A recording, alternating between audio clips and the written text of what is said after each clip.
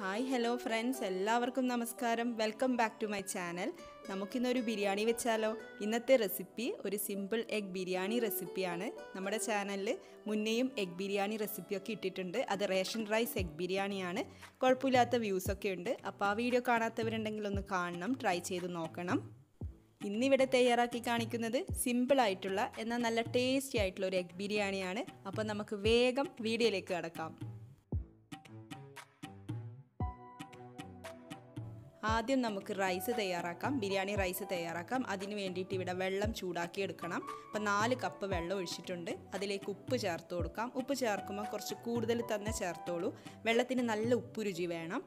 പിന്നെ ഇതിലേക്ക് ഞാൻ പുതിനയില ചേർക്കുന്നുണ്ട്. അപ്പോൾ പുതിനയില ചേർക്കാൻ ഇഷ്ടമില്ലെങ്കിൽ ചേർത്ത് കൊടുക്കേണ്ട. അപ്പോൾ പുതിനയിലയും ഉപ്പൊക്കെ ചേർത്തിട്ട് നന്നായിട്ട് ഇളക്കി യോജിപ്പിക്കാം.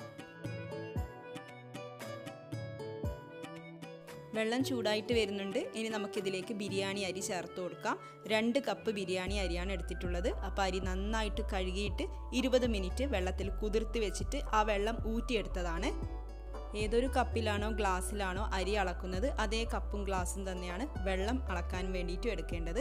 അപ്പോൾ അരി ചേർത്ത് ഉടൻ തന്നെ ഒന്ന് ഇളക്കി കൊടുക്കാം. അതിനുശേഷം പിന്നീട് ഇളക്കാൻ പാടില്ല. അങ്ങനെ വരുമ്പോഴാണ് അരി പൊട്ടിപ്പോവാൻ സാധ്യത. കുറച്ച് സമയം കഴിഞ്ഞാൽ അരി ഇതുപോലെ മുകളിലേക്ക് വരും. ആ സമയത്ത് നമുക്ക് ഇളക്കി കൊടുക്കാം. അന്നേരം ഇളക്കി കൊടുക്കുന്നതുകൊണ്ട് പ്രശ്നമൊന്നുമില്ല. എന്നിട്ട് ഇടയ്ക്കിടയ്ക്ക് നോക്കണം അരി വെന്ത് വരുന്നുണ്ടോയെന്ന്.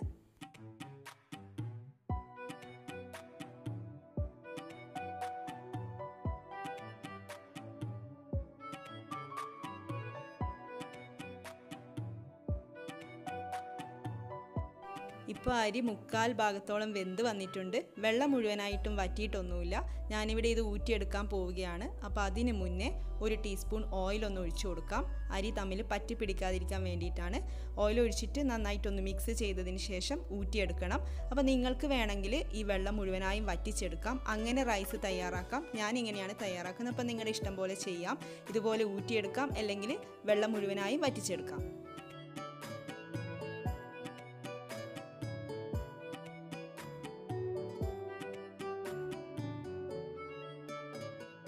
അരി ഊറ്റി മാറ്റി വെച്ചിട്ടുണ്ട്. ഇനി നമുക്ക് ബാക്കി കാര്യങ്ങൾ ചെയ്യാം. അപ്പോൾ അതിന് വേണ്ടിയിട്ട് 2 ടേബിൾ സ്പൂൺ ഓയിലും 1 ടേബിൾ സ്പൂൺ ഗീയും കൂടെ ചേർത്തിട്ട് ചൂടാക്കിയെടുക്കാം. എന്നിട്ട് അതിലേക്ക് കാഷ്നട്ട് ചേർത്തിട്ട് ഒന്ന് ഫ്രൈ ചെയ്തെടുക്കാം.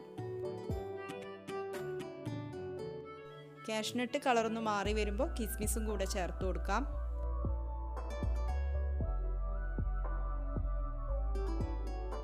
ഇത് രണ്ടും ഇവിടെ റെഡി ആയിട്ടുണ്ട്. ഇനി ഇത് മാറ്റി വെക്കാം. എന്നിട്ട് ഇതേ ഓയിലിലേക്ക് സവാള ചേർത്ത് കൊടുക്കാം. 2 സവാള നീളത്തിൽ അരിഞ്ഞതാണ്. അപ്പോൾ സവാള ചേർത്തിട്ട് ഒന്ന് ഫ്രൈ ചെയ്തെടുക്കാം.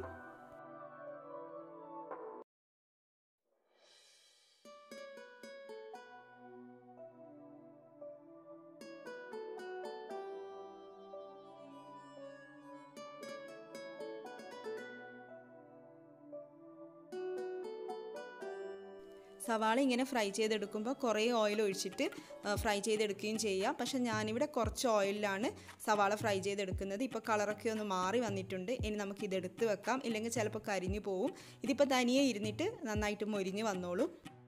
ഈ ഓയിലിലേക്ക് 2 ടേബിൾ സ്പൂൺ ഓയിൽ ഒഴിച്ചിട്ടുണ്ട്. ഇനി നമുക്ക് മുട്ട ഒന്ന് ഫ്രൈ ചെയ്തെടുക്കാം.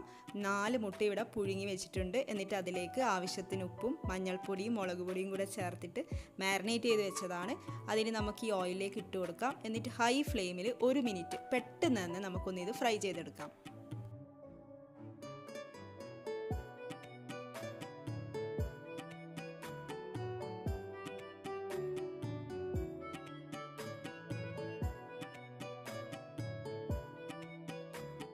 അപ്പോൾ മുട്ട ഇങ്ങനെ ഫ്രൈ ചെയ്തെടുത്താൽ മതിയാവും. ഇനി നമുക്കിതൊന്ന് മാറ്റി വെക്കാം. ഇനി ഇതിലേക്ക് കുറച്ച് കാര്യങ്ങൾ ചേർത്ത് കൊടുക്കാനുണ്ട്. ഒരു ബേലീഫ് ചേർത്ത് കൊടുക്കാം. പിന്നെ ഒരു പട്ട കഷ്ണങ്ങളാക്കിയത്, 3 ഏലക്കായ, 4 ഗ്രാമ്പു, 6-7 കുരുമുളക്, പിന്നെ 1 ടീസ്പൂൺ പെരിഞ്ജീരകം. ഇതൊക്കെ ചേർത്തിട്ടൊന്ന് മൂപ്പിച്ചെടുക്കാം.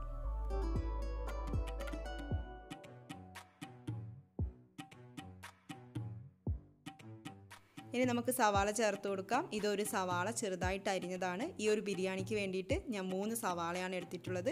ഒരു സവാള ഇവിടെ എടുത്തു, പിന്നെ 2 സവാള ഫ്രൈ ചെയ്യാൻ വേണ്ടിയിട്ടും എടുത്തു. അപ്പോൾ സവാള ചേർത്തിട്ട് നന്നായിട്ട് വഴറ്റിയെടുക്കാം. സവാളയുടെ കളർ ഒന്ന് മാറി വരുമ്പോൾ നമുക്കിതിലേക്ക് ഇഞ്ചി, പച്ചമുളക്, വെളുത്തുള്ളിയൊക്കെ ചതച്ചിട്ടൊന്ന് ചേർത്ത് കൊടുക്കാം. ഞാനിവിടെ ഒരു മീഡിയം സൈസ് ഇഞ്ചി ചതച്ചിട്ടുണ്ട്. പിന്നെ അതിൻ്റെ കൂടെ 10 അല്ലി വെളുത്തുള്ളിയും 3 പച്ചമുളകുമാണ് എടുത്തിട്ടുള്ളത്. എന്നിട്ട് വീണ്ടും നന്നായിട്ട് വഴറ്റിയെടുക്കാം.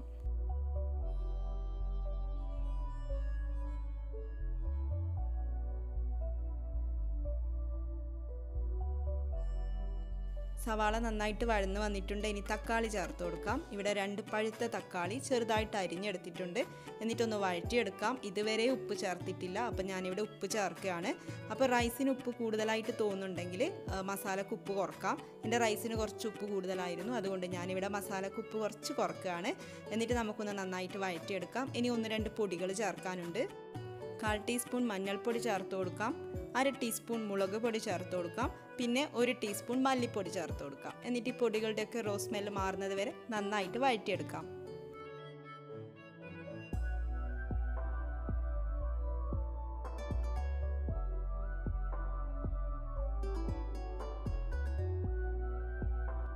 ഇനി ഇതിലേക്ക് കുറച്ച് ഒരു 2-3 ടേബിൾ സ്പൂൺ വെള്ളം ഒഴിച്ചു കൊടുക്കാം. എന്നിട്ട് ഹൈ ഫ്ലെയിമിൽ ഇട്ടുകൊണ്ട് ഒരു 2 മിനിറ്റ് അടച്ചു വെക്കാം.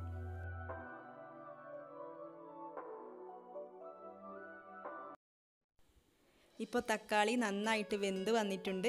വെന്തുടഞ്ഞ് കിട്ടിയിട്ടുണ്ട്. ഓയിലൊക്കെ സെപ്പറേറ്റ് ആയിട്ടുണ്ട്. ഇപ്പോൾ ഹൈ ഫ്ലെയിമിലാണുള്ളത്. ഇനി നമുക്കിത് മീഡിയം ഫ്ലെയിമിലോട്ട് മാറ്റാം.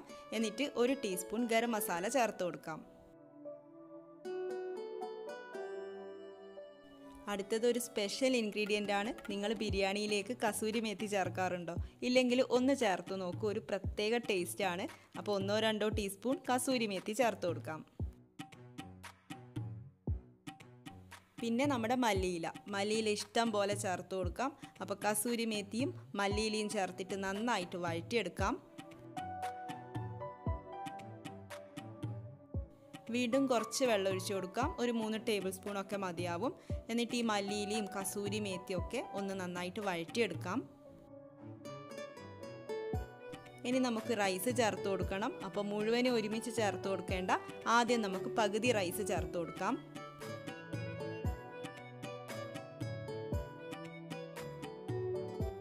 റൈസിൻ്റെ മുകളിലായിട്ട് നമ്മൾ ഫ്രൈ ചെയ്ത് വെച്ചിരിക്കുന്ന മുട്ട ചേർത്ത് കൊടുക്കാം. പിന്നെ ഫ്രൈ ചെയ്ത് വെച്ചിരിക്കുന്ന സവാള, കാഷ്നട്ട്, കിസ്മിസ് ഇതൊക്കെ ചേർത്ത് കൊടുക്കാം. ഇനി നമുക്കിത് നന്നായിട്ട് മിക്സ് ചെയ്ത് കൊടുക്കണം. എന്നിട്ട് ഇതിൻ്റെ മുകളിലായിട്ട് ബാക്കി പകുതി റൈസ് ചേർത്ത് കൊടുക്കാം. പിന്നെ കാഷ്നട്ട്, കിസ്മിസ്, ഫ്രൈ ചെയ്ത് വെച്ചിരിക്കുന്ന സവാള ബാക്കിയുള്ളത്, പിന്നെ മല്ലിയില ഇതൊക്കെ ചേർത്ത് കൊടുക്കാം.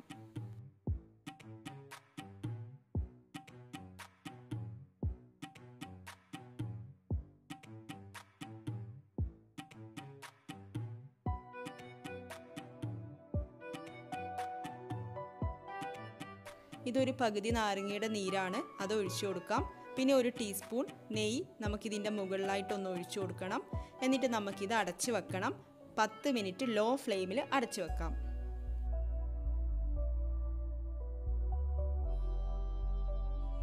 ഇതുപോലെ ആവി പുറത്തേക്ക് പോകുന്ന ഹോളൊക്കെ ഉണ്ടെങ്കിൽ അതൊന്ന് അടച്ചു വെക്കാം. 10 മിനിറ്റ് ലോ ഫ്ലെയിമിലായിരുന്നു. ഇപ്പോൾ തുറന്നു നോക്കിയിട്ടുണ്ട്. അങ്ങനെ നമ്മുടെ എഗ് ബിരിയാണി ഇവിടെ റെഡി ആയിട്ടുണ്ട്. അടിയിലുള്ള മസാലയൊക്കെ ഇതുപോലെ ചെറിയൊരു ഫോർക്കോ അല്ലെങ്കിൽ സ്പൂണോ വെച്ചിട്ട് ഒന്ന് എല്ലായിടത്തും നന്നായിട്ട് മിക്സ് ചെയ്ത് കൊടുക്കാം.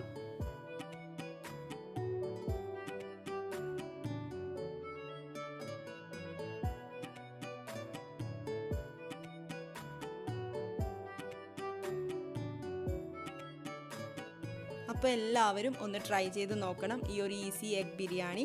എന്നിട്ട് ഇഷ്ടപ്പെടുകയാണെങ്കിൽ മറ്റുള്ളവർക്ക് ഷെയർ ചെയ്ത് കൊടുക്കുകയും വേണം. പിന്നെ ഈ വീഡിയോ ഇഷ്ടപ്പെട്ടെങ്കിൽ ലൈക്ക് ചെയ്യാനും മറക്കരുത്.